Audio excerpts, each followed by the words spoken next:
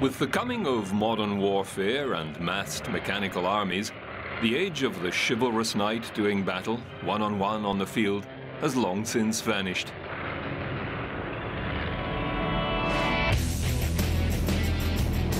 However, there still remains one bastion that best upholds that ancient philosophy.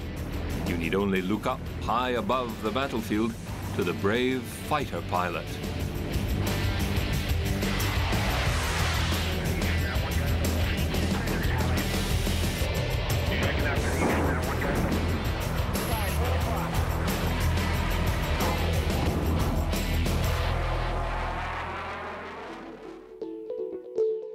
The first fighter aircraft were flimsy scraps of wood and fabric, flown by keen-eyed men with fast reflexes and deadly determination. Today's fighter jets are constructed from the most sophisticated materials available and are flown at incredible speeds by the world's best trained pilots. And the span between them is less than 100 years, a century of striving for the most efficient aerial fighting machine. Early Royal Flying Corps pilots were sent to the front equipped with a revolver, small stove, and packets of chocolate, bouillon, and meat. Their instructions were to ram any zeppelins they encountered. As the war continued, pilots attacked with pistols, rifles, hand grenades, and grappling hooks. The first aerial victory was won by French pilot Sergeant Joseph France and his observer Queneau, who brought down a German Taube using a Voisin with a machine gun mounted in the cockpit. The first generation of fighter aeroplanes were primitive but fast and maneuverable. However, their effectiveness depended on a new breed, the fighter pilot. Keen eyesight, stamina, and lightning-quick judgment were essential.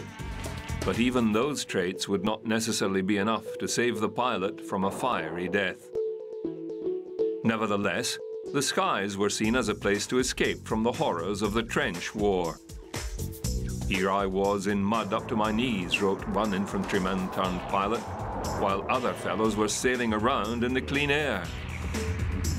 French air ace Roland Garros flew a 1915 Morane Saulnier L monoplane with a machine gun that fired through the propeller, with which he took out 3 German aircraft in just 18 days.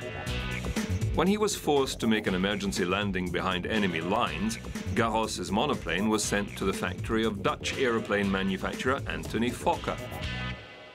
Born in the Dutch East Indies, Fokker became fascinated with aviation in 1908, aged 18, when he read about Wilbur Wright's exhibition flights in France. He built his first aircraft 2 years later and soon set up his own German-based manufacturing company. When the First World War started, the German government took over his factory, retaining Fokker as a director and aircraft designer. After examining the Garros monoplane, Fokker was concerned that a bullet could be deflected by the propeller back onto the pilot or aircraft. So his engineers developed the synchronizer that enabled the bullet to fire through the blades. Major Charles Biddle wrote of the invention, "The engine revolves at least 1,000 turns per minute. And as there are 2 chances for the gun to fire for each revolution, this would allow the gun to fire 2,000 shots per minute." The weapon was fitted to Eindecker monoplanes, and German pilots quickly mastered it, swooping down on Allied planes from behind in a steep dive. The British dubbed it the Fokker Scourge and lost many aircraft. It wasn't until the French introduced their own solo fighter, the Nieuport series, that the Eindecker's superiority could be challenged. Other effective German fighters included the Albatros series, including the Albatros D3 and Albatros D5. Both inflicted heavy casualties on the Royal Flying Corps, but were not quite up to the standard of the SE-5A or the SPAD. The art of aerial warfare was spectacular and daring, but American air ace Captain Eddie Rickenbacker was blunt in his assessment of this new style of war. "Fighting in the air is not sport," he said. "It is scientific murder." The highest casualties occurred when opposing squadrons met in what became known as a dogfight. The sky would be filled with combat planes twisting and turning, to get enough advantage to deliver a deadly stream of machine gun fire into their target. Up against the German warplanes were British-built aircraft, including the Airco DH-2, an early single-seater with a forward-firing gun and a pusher engine. The Avro 504, a hugely successful all-wooden two-bay biplane, and the Vickers FB-5 gun bus, one of the first fighters. But with airplanes like the Vickers slow and unwieldy, the British desperately needed a generation of more effective flying machines. It was up to English aviation pioneer Thomas Sopwith to come to the rescue. Sopwith took up flying after seeing John Moisant's famous Channel crossing in 1910. He set up the Sopwith Aviation Company 2 years later and designed a tractor biplane that reached a record height of 13,000 feet. Sopwith's company produced a number of fighter aircraft during the war, which greatly contributed to Britain's air supremacy. The most famous was the Sopwith Camel, which was credited with destroying 1,294 enemy aircraft. Famously difficult to fly, the Camel was so called because the grouping of engine, guns and pilot looked like a hump. The Sopwith design gave the fighter unparalleled maneuverability. It could fly up to 20,000 feet and had a top speed of 120 miles per hour. Designed by a team led by Henry P. Follard at the Royal Aircraft Factory in Farnborough, the SE-5A was a single-seater biplane with dihedral wings. It was the favoured aircraft of the greatest Allied air aces, and its only drawback, an unreliable engine, was soon fixed with the introduction of the Viper V8. The SE-5A was the first Allied pursuit plane to carry 2 machine guns, a Lewis gun on the top wing and a side-mounted Vickers gun in front of the cockpit.